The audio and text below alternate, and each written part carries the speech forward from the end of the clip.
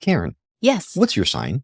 Cancer. Cancer. Mm-hmm. Well, yeah. Well, I mean, everyone has a pretty good idea what their horoscope is, right? Yes, And- but honestly, I'm surprised you asked me. Well, I know, but it's for effect. Yes, Of that's course. true.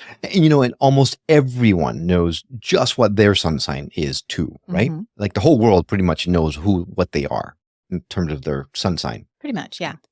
Now, for the most part, it can often give a good thumbnail into someone's general personality, right?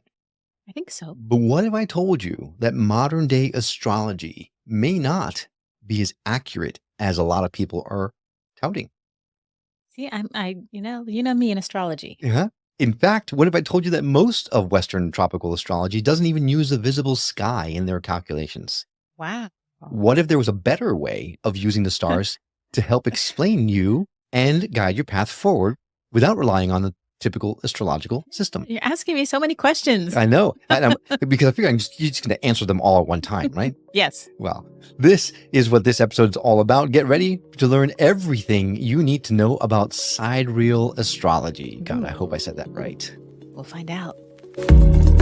My name is Will. And I'm Karen. And unlike Mulder and we Scully, both want to believe. so we've embarked on a journey of discovery. We've talked to people deeply entrenched in the spiritual and metaphysical world. We've thrown ourselves into weird and wonderful experiences. I even joined a coven of witches. And wait, you joined a coven? Yep, all in the interest of finding something Anything. that will prove that there's something beyond this physical, three-dimensional world we all live in. This is the Skeptic Metaphysicians.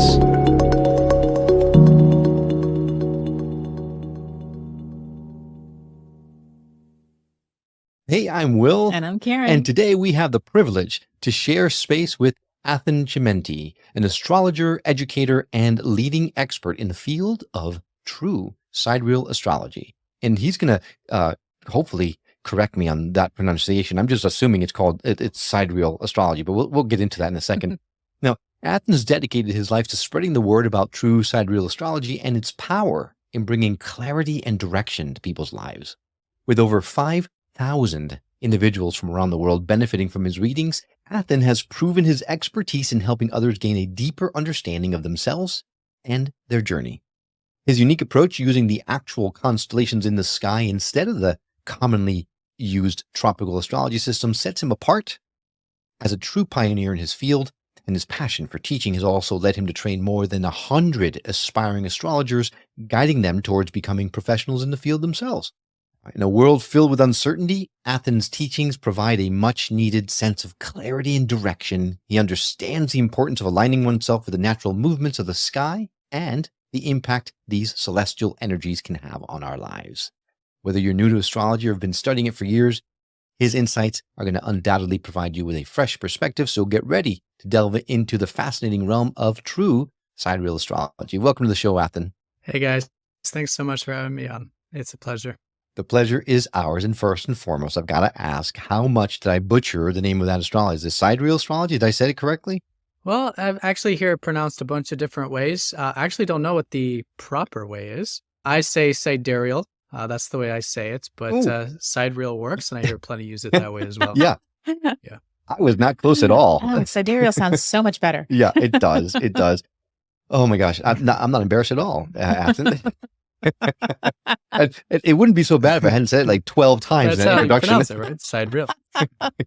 Right. Well, let's get right to the very beginning of the whole thing, because sidereal astrology is different than regular astrology. How? How is it different? How is it beneficial to use it more so than the current method of using astrology? Right. So this really comes down to whether you're from the West or the East. So in the West, our typical astrology is essentially what's called tropical astrology. And this is where they use the seasons essentially for determining the signs. And that's why every spring equinox, it starts Aries and it stays that way consistently every year. It doesn't change so much. So the sidereal system is different in that tropical doesn't actually use the visible sky. Okay, so it did about 2,000 years ago. And at that time, the seasons matched up with the sky. So when it was the spring equinox, it was 0 degrees Aries, right? And so that was where you would go. And if someone was born during the spring equinox, you would go up, you'd see the sun literally at the beginning of Aries. But we have this thing with the Earth called precession, which is a very slow wobble of the Earth, at least that's what's proposed by modern scientists, that actually causes the sun to not come back to the same exact spot every year.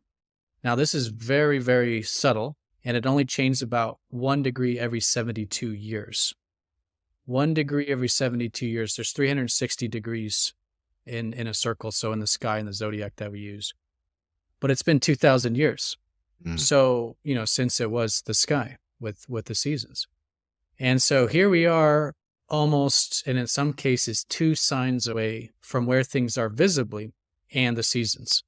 And so in the regular astrology in the West, or tropical astrology, the season-based astrology, they might say that you're a sun in Aries, but you're actually a sun in Pisces, in Sidereal, or in the sky. And if you were to look up at the sky when someone was born here in the West, you would literally see the sun in Pisces. So most people aren't aware of this. And I think in the West, we would just naturally assume that astrology says you're a sun in Aries, and that's where the sun was when you were born. So is your sign what you are when you were born? Does that stay that way? It does. So whatever the snapshot was of the sky when you were born, that definitely stays that way. Yeah. So after 72 years, it wouldn't be a different sign. No, because you'll always be your birth chart. But someone else born at the same time you were born, 72 years later, will be 1 degree different than your sun sign. So your birth chart applies to you as a person for your whole life, the snapshot when you were born. But of course, if you're comparing that snapshot with another snapshot 72 years later, that would be a 1 degree difference. Okay, so then the modern astrology, or the tropical astrology, the astrology that we're using right now to tell whether or not to go outside the house in a given day, the horoscope, right?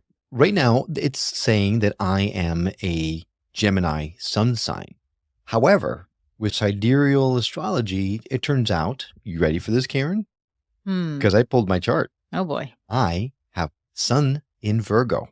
No. I have sun in Taurus. Sorry, I'm incorrect. I'm sun in Taurus. Athen. It hasn't been 72 years since I was born. So how could it be so different from what? Are you saying that tropical astrology took my sun sign to be Gemini 2,000 years ago, and it just hasn't kept up with it as we've gone? No, they're very aware. Tropical astrologers are very aware that they're using a season-based system. It's just that they prefer to use the seasons. Now, there's all kinds of conspiracies or theories or perspectives as to why we still use tropical. But no, tropical astrologers are very aware that your sun sign is not where the sun actually was when you were born. And so, if you were born 2,000 years ago, you would be a sun in Gemini. If you were born on that day, the Gregorian calendar day at that time. But yeah, now the sun will continue to be there for hundreds of years, even possibly thousands. It's just that most would think that that's where it is in the sky, but it isn't. It isn't really. And I'm not saying that tropical isn't accurate, because again, it's basically saying that you were born during the season of Gemini. It goes without saying that we would also believe that if you're born during a certain time of the year, you're going to exhibit certain qualities. So you're born during the season of Gemini, which basically just means that it's like the third phase, let's say after the spring equinox, or we could say, approaching the summertime. And so you're going to exhibit those qualities. So it's basically like taking the zodiac wheel, which we might consider the wheel of life. And that wheel of life can be seen through anything. You can extrapolate goals and even the whole life in and of itself, that maybe when you're, if you do the math or whatever, maybe when you're like 15, you exhibit Gemini qualities of learning and studying a whole lot at that phase of the life cycle.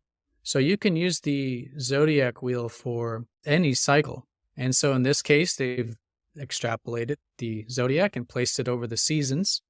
And now when you're born during that time of the season, it shows that you'll exhibit those qualities. In this case, Gemini, of that season, of that time of the season. So it does make sense, and it's still very accurate. But I do find that using the visible sky was what astrology was intended for, and to me is the most fundamental chart to use. We do have derivative charts with astrology, like I do consider tropical a derivative because it's derived from the sky. It's not the sky, because astrology is supposed to be from the sky. So it's derived from the sky, but that doesn't make it less accurate. It's just that you're looking at it through a certain lens.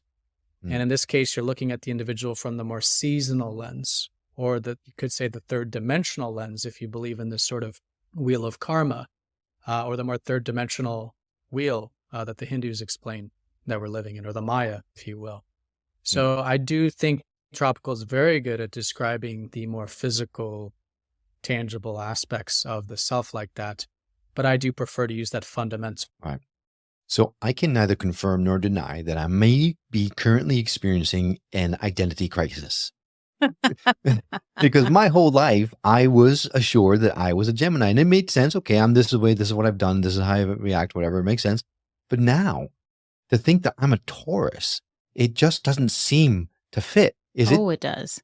Does it though? You're so stubborn. Really? Bullheaded.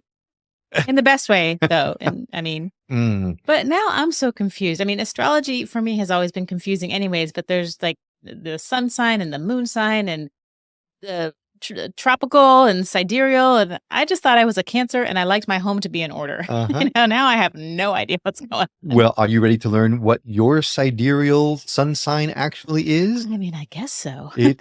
Drum roll, you ready? Oh boy. You, my dear, are a Gemini. Now,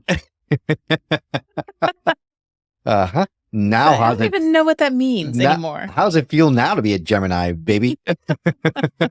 All right. So it's interesting because you go through life with one particular thought in mind, and now all of a sudden things have upended. So this is a fascinating topic that we're diving into. Now, what does this mean when it comes to the impacts on society as a whole? Do you see this being adopted wholeheartedly moving forward? I mean, I know you mentioned the conspiracy theories earlier on and things like that, but is there a reason why we're not using sidereal?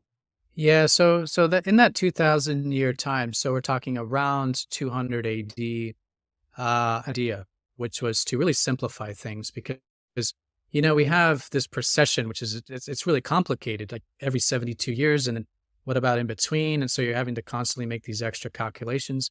Plus, not to mention that the form of astrology I use, or the form of sidereal that I use, uses the actual size of the constellations. So that adds a whole other level of complexity because in most astrology systems, they're using an even 30 degrees. That's why it's every month, kind of around that 20th, 21st time period, it changes the sign. So the truth is that, for example, Taurus is a very large constellation and Gemini is a much smaller constellation. So the constellations aren't 30 degrees in the sky, not evenly. So that's what I call true sidereal.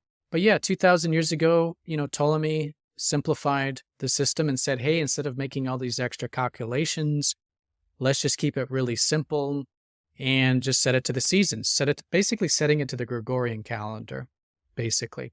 So, we're talking 200 AD, which is after the Gregorian calendar. It's during the Roman Empire era. So it made a lot of sense at the time.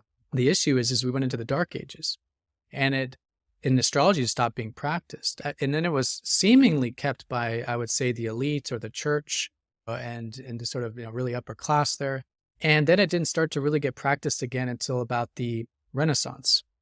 And so there's a huge time gap between when Ptolemy made this change, then the church and the, more powerful kept this system of tropical. And then when it started to become used again, that's what they used. It's almost like a gap in history, and we just started using where we left off.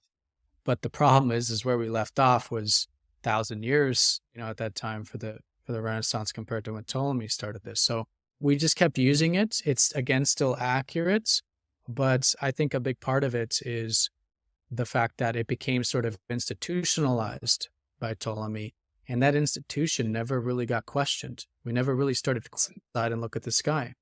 Because another big thing is that we were, stuck in cities and we didn't really go out and look at the sky like we did 2,000, but even more, 4,000, 5,000, 10,000 years ago when we first started using astrology by into the sky and emotions, whatever, the periodicals, the mainstream, says it and we kind of go with it. But recently we've had technology, particularly these cell phones, which is the ability, and this is when it really struck me, to hold up this app like a planetarium and see exactly where everything is in the sky. I don't know if you guys have used that, but I was just looking at a full moon one day and, it was supposed to be, funny enough, it was supposed to be in Gemini. And I looked at it and sure enough, it was in Taurus. And so that was a big paradigm shift for me when I actually saw it visibly. And I always knew, and that's the thing, the tropical astrologers do know that it's not the sky, but it becomes something else entirely when it becomes experienced, that, you see it for where it actually is, and I Right. think that's what speaks to the more true sidereal method. Now, have you gotten any pushback from the traditionalists on this, saying, no, that's not true or anything like that? Or have you, for the most part, just gotten along like everyone else? Well, yeah, I try to do my best. But no, I mean, practically all the time. It's not like I get like, hate emails or anything like that. It was definitely much stronger at first. When I first started, it kind of got to that kind of, people were emailing me and stuff. But no, it's nothing like that. I think it's understood now. I think it's much more respected now. This, this sidereal and true sidereal.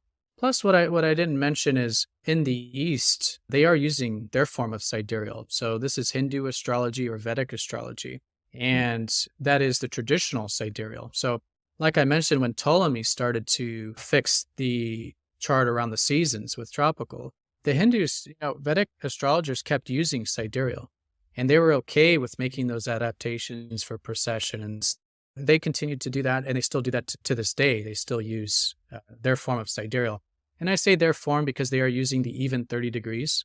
So it's not the actual sizes like true sidereal, but it's incredibly accurate because they have a whole system around it, which means they're not only using the signs, they're also using smaller divisions of the signs, which are called nakshatras or padas, which break down the signs into smaller parts. And if you read those interpretations, you find that those match very well with the actual sky, because these are things that they've preserved their astrology much, much better than the West. And so they have these, interpretations that go back tens of thousands of years in many cases.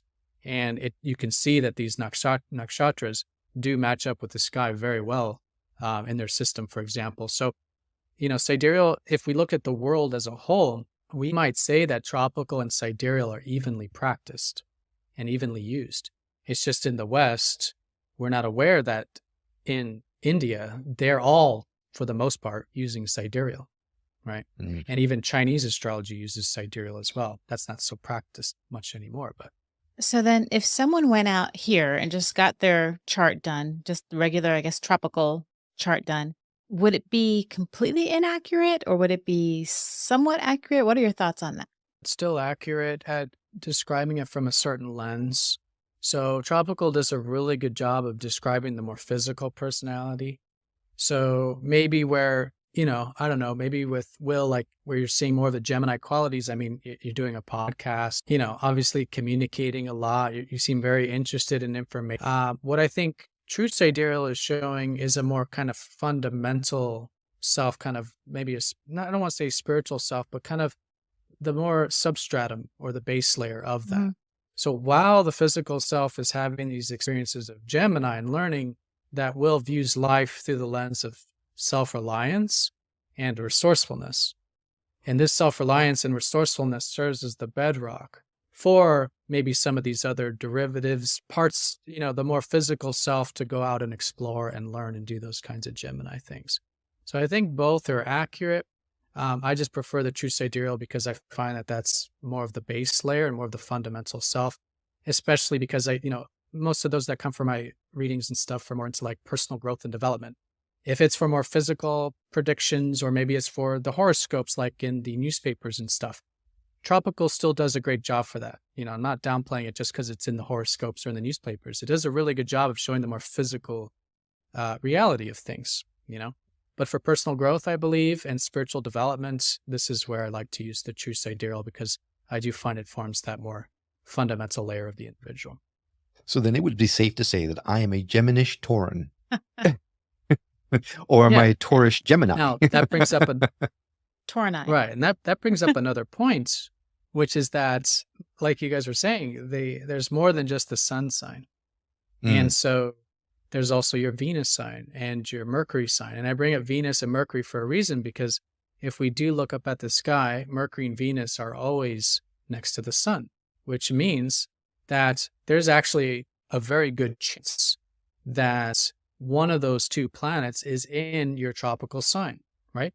Because if you're actually in Taurus, there's a very high probability that your Mercury or your Venus, not to mention any of the other planets, are in Gemini, but especially the Mercury and Venus, because Mercury will always be within 30 degrees, usually, of the sun, and then Venus about 45. We could bring that out to 45 for Mercury and 60 for Venus, but it's usually within that window, so the neighboring sign. So it's very likely that you have maybe your Mercury in Gemini, and maybe, what we're seeing with the Gemini is the way you communicate and share information, which is Mercury. Or maybe it's the Venus, which is how you connect with others and share with others, would be in a mercurial way. So that I see it a lot with clients. They identify with something, and I say, does it sound more like a Mercury? Like, wow, yeah, it actually does. Or does it sound more like your Venus? Because that's, the planet is the side of yourself.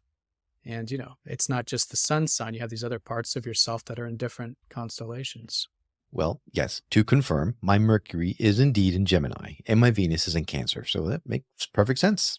We have to take a quick break. This conversation is just getting started. Now that we know exactly what Sidereal astrology is, we're going to dive into the practical uses of it and the mysteries of it, because there may be more than just the 12 astrological signs we know about. And when we come back, Athen is also going to talk to us about some stuff that he is predicting will be happening in 2024. Some stuff. Some stuff.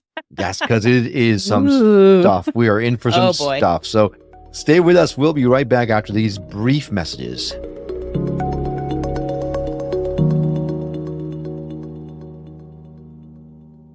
Welcome back to the Skeptic Metaphysicians. We're talking to Athen Chimenti, who is a sidereal astrologist, and he is changing our perspective as to who we think we actually are. I've learned that I'm a lot more stubborn than I thought, for one thing, and Karen's a lot more flighty than she thought. So we're having a really fun conversation. But now I want to talk about the astrological science, because there's a lot of things that, if indeed these are off by a degree every 72 years, then it doesn't really explain the 12 astrological signs. Is there something we're missing here? So again, there's, all mainstream astrology in India, in the West, East and West, is all 30 degrees. And so now if we go back further than Ptolemy, so if we go back to when astrology started to become, the way that we know it today, we're looking at the sort of Babylonian and pre-Babylonian time period. So we're looking at about 2000 AD and prior to that. That's when we noticed remnants of the zodiac. Now, the zodiac goes back further, but this is when we started to notice these remnants, stone carvings, things of this nature, where all of the signs were given an even 30 degrees. But what these carvings were, what we see from them, is that they were meant to be used as calendars. This is when we started to invent calendars and clocks, was during this Babylonian, pre-Babylonian time period. And of course, we would use astrology for this. I mean, it is the only clock that is in nature, the movement of the planets. So they made them into 30 degrees, and I think for very good reason, because how are you going to have a calendar or a clock that 1 o'clock is larger than 2 o'clock? So obviously you're going to have an even division. Along with that there's 12. Now there is actually 12 parts of the sky in terms of the constellations, but there is a 13th constellation that was removed during the pre-Babylonian time period called Ophiuchus. This is the same part of the sky as Scorpio. So for those of you familiar with Scorpio, it's this very, very similar energy. So it's about depth, it's about transformation, it's about healing, all that deeper energy of Scorpio. However, it shares the same part of the sky as Scorpio, so it's still the 8th part of the sky. And so it makes total sense why they would just lump it in with Scorpio, because the 8th part of the sky deals with all this stuff, transformation and healing and depth and all this. Okay. But if you want to use it, it does give us a lot of extra insight, because it is an actual constellation, and by definition, it is an actual zodiac sign, because by definition, zodiac means a constellation that passes through the ecliptic. In other words, the sun and the planets pass through it. Aries now is above the ecliptic, but when it was first created, it was part of the ecliptic. And that speaks to those of you who are Aries being very independent and stuff anyways. But by definition, a zodiac sign is a constellation that passes through the ecliptic, which a fucus does. Okay, so a fucus is a person, the constellation is a person wielding a serpent, holding a serpent, and it's standing on top of Scorpio, and the leg passes through the ecliptic. Now, what's very interesting about this is that where the leg stands on top of Scorpio is the center of the galaxy, the galactic center. And this is a very energetic part of the sky. And for those of you who've seen it in the sky, you can see how energetic it is. It's basically all the concentration of light and energy and stars that are between us and in the middle of the Milky Way, between us in the middle, which is just a ton of stars and a ton of energy. And so when planets pass through there, astrologically, we find a lot of transformation, a lot of this sort of death and rebirth theme. Again, very symbolic of Scorpio. But a fucus coming after Scorpio is taking the deeper energy of Scorpio and what we might say working with it, doing something with it. The archetype of a fucus is the healer, the serpent bearer.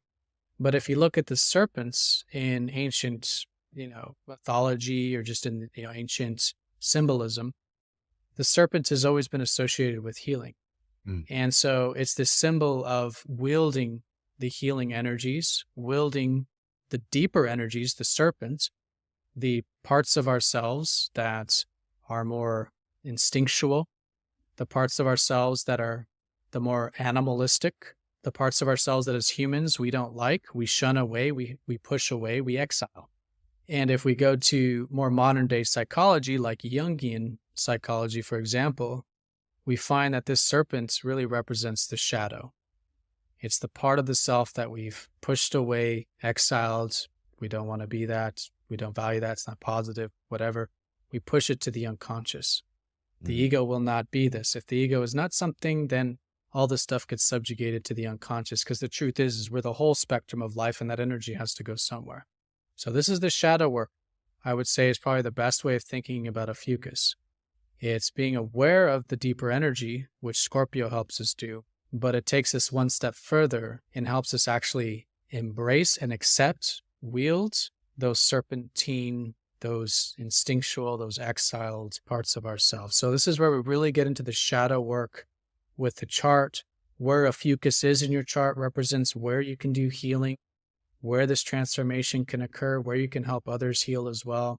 So it's a very powerful thing that unfortunately has been removed, from mainstream astrology on both sides, East and the West, that I think provides a lot of value, especially, again, for those into personal development and growth.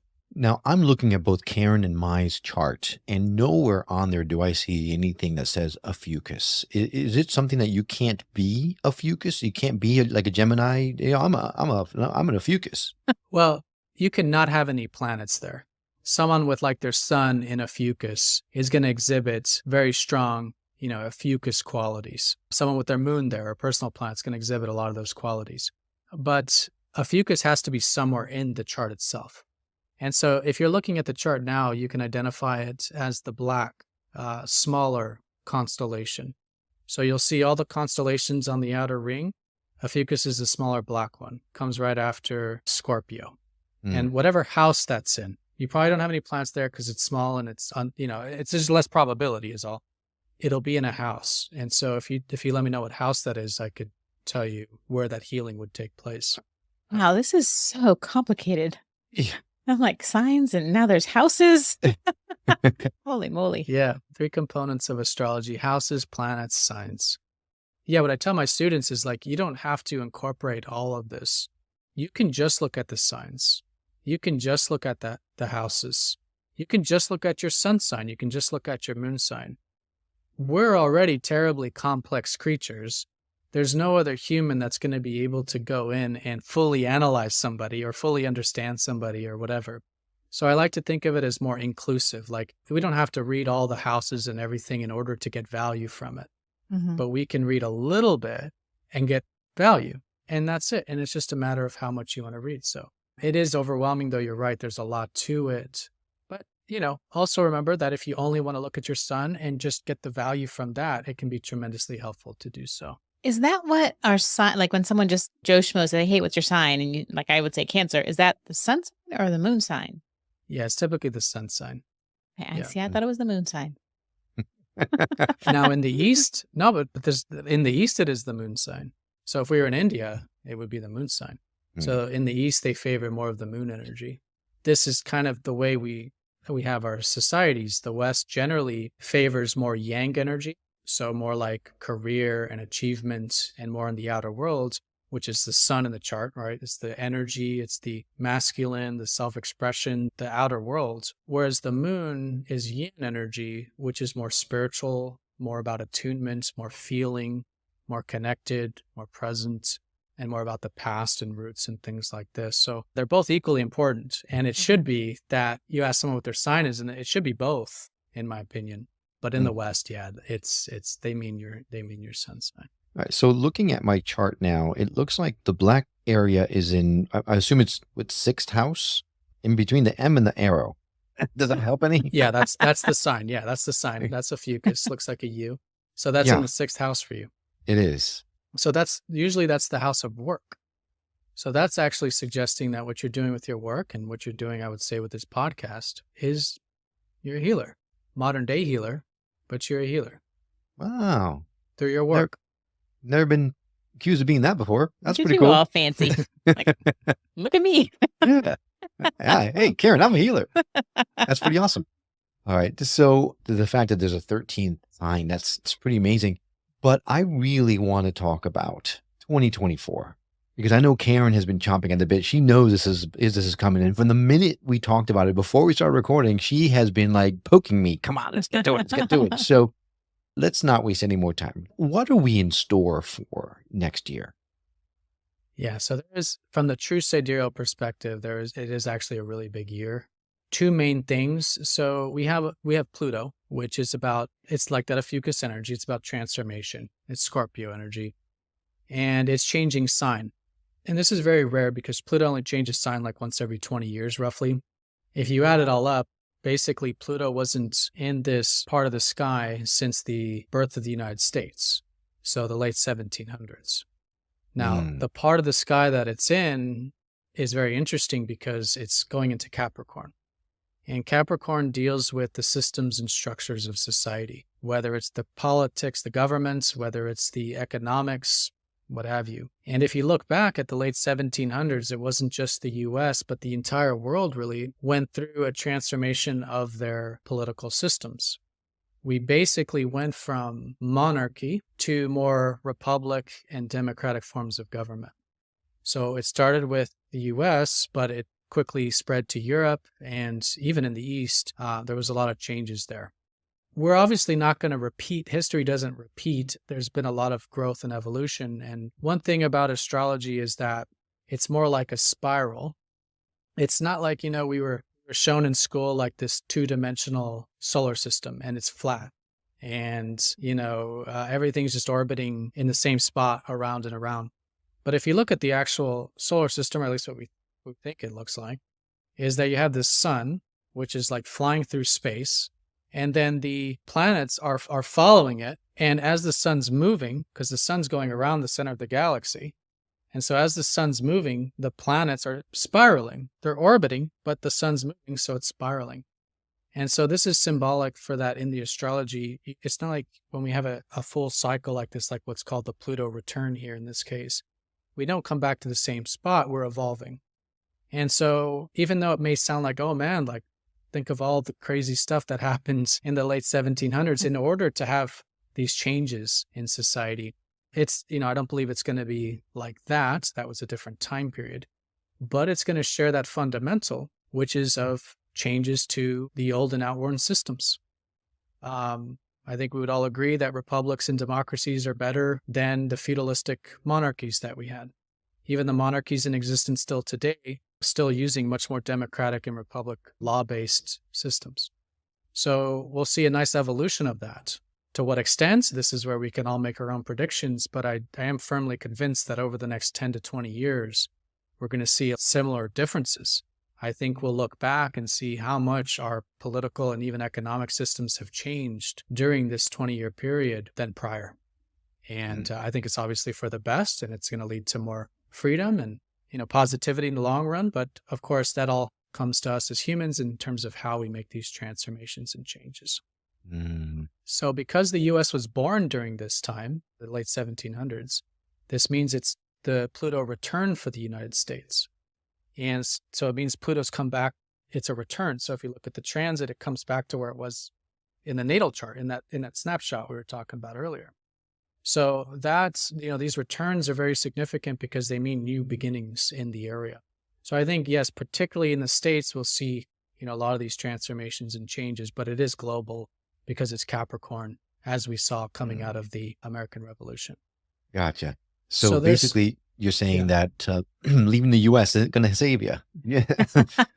No, I mean, we got to go through it. Yeah, we all got to grow collectively as well. Man. Okay. So that tracks, right, Karen? We've heard a lot of people come on the show and talk to us about the fact that a lot of our institutions have to change and and in fact, one person predicted, I think now within this, holy crap, next year, she predicted that everything is going to collapse, down. right? Yeah. Government, education, financial, everything's going to collapse and it will be rebuilt in a better form, which is a little scary. It's a lot scary. Yeah. But just so you know, from the astrological standpoint, it is usually the most catalytic at first, but it doesn't mean it's all going to happen in 1 year or even in the first 5 years or whatever. The reason that Capricorn is the size that it is that it takes that amount of time to do this. And so it's important that I think, we remember that life has a way, because the size of the constellation is determined by life. And so Capricorn is this size because that's how much time is needed for these, in this case, changes. And so it's important to also, I think, not get too involved in it being concentrated in one specific time period like that. Because, for Capricorn, it's going to be about 15 years. So 15 years is a long time. It's nothing to rush, and it's a process. And even though I think we are going to start to see the beginnings of it next year, it doesn't mean it's going to be all at once or it's going to be super intense to where we can't handle it or anything like that. So I would say from an astrological standpoint, I think it's good to keep that in mind too, that yes, for sure, I agree that it's the beginning of it for sure, and it could be quite catalytic, but it's not all going to happen in 1 year, for example. The astrology is showing us that it's a process and it's a very long one. So basically like the frog in the boiling water that just, you put the frog in the water and slowly heat it up, and before you know it, the thing is boiled to death. But, I mean, that's kind if of you want to use that negative. analogy, yeah. But basically. Wow. Right. Okay. All right. Yeah. Is there anything else that we need to be on the lookout? Anything else that you feel is coming? Yeah. So I do think it's going to be particularly economic. And that's because the Capricorn is already the structures. But when we're doing astrology, we also want to look at what the other planets are doing and do our best to kind of read everything holistically, right? We don't want to take one transit and isolate it from the rest of the chart or the rest of the sky. So another significant one is that Uranus, which is the planet of revolutionary change and innovation and technology, is going into Taurus. Now, Taurus as a sign collectively deals with resources, and we could say the financial and economic systems. Now, it's not just that. It also rules like agriculture and more like becoming more self-reliant as individuals as well. It rules food and nutrition. But speaking in terms of like this more kind of Pluto political structures, yeah, I do think it is going to really start to revolutionize what we consider value. So money, resources, things of this nature. And it's going to do it in the Uranus way, which is through technology and stuff. So I do believe that probably next year. So the dates with this is probably around the May time, April, May. This one is a little more precise because it's a little bit of a faster planet. It's actually Jupiter and Uranus who are going in there. They're going to have a conjunction next to each other in May. And so this is really starting what I think is revolution energy and change energy in the financial system. So I do see it probably going both ways. I think governments are probably going to adopt central bank digital currencies. We're already seeing that in the works, but I think next year probably the springtime is when we're going to start to see that get ushered through. And then personally as well, perhaps people starting to adopt things like cryptocurrencies or maybe become more involved with barter and trade. Basically taking what we already think is valuable and how we exchange value and starting to revolutionize that. And we're going to see that again, both, I think, in the governments, but also within individuals as well. lots of changes, all for the good. So I'm excited to see what the future holds, while at the same time holding in my stomach and hoping that it doesn't make it uncomfortable. But of course, we all know that any change is uncomfortable. So you just have to get used to the fact that change is uncomfortable. And at the end of the day, it always is for our better good. So, and it's going to happen whether you want it or not. Exactly. Exactly. So, Athen, this has been fantastic. I know that people can go on your website and pull their own charts and things like that, but then also you can give them a much more in-depth reading than what they can get on their own. So if someone wanted to reach out to you to connect and to dive deeper into sidereal astrology, what's the best way for them to do that? Yeah, so the best is what you were doing, which is just go pull up your chart. And, it's absolutely free. There's a chart calculator there. Just type in your birth details and you'll see the sky when you were born. If you do want to take it further, there's a report that I really recommend. So I'll give your listeners a 50% discounts on the report. Wow. Okay. So, but start, just check out, there's even a little mini report. Go ahead and start with just looking at your chart. Read the little mini report that comes along with that. And then if you want the full report, I do recommend it because it's a full 15-page printouts of all those other signs and things. So all this houses and complicated stuff, it distills it into a nice, easy to read, form there. So that's great. And of course, there's videos on the website. There's articles, there's courses for those that want to learn astrology.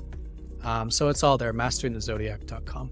Oh, that's incredibly gracious of you. Yes, and our audience and I will certainly appreciate that. And I am so appreciative of you because if it was up to me to look up the stuff, forget it. I would crawl in a little hole and just give up because it's so complicated. No doubt about it.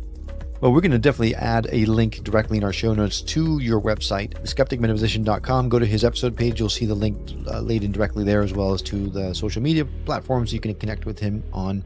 Athen, this has been fascinating, and the time has flown by for me. So really appreciate you coming on and giving us a peek into a different way of looking at our astrological signs. This is going to be interesting moving forward, my Gemini wife.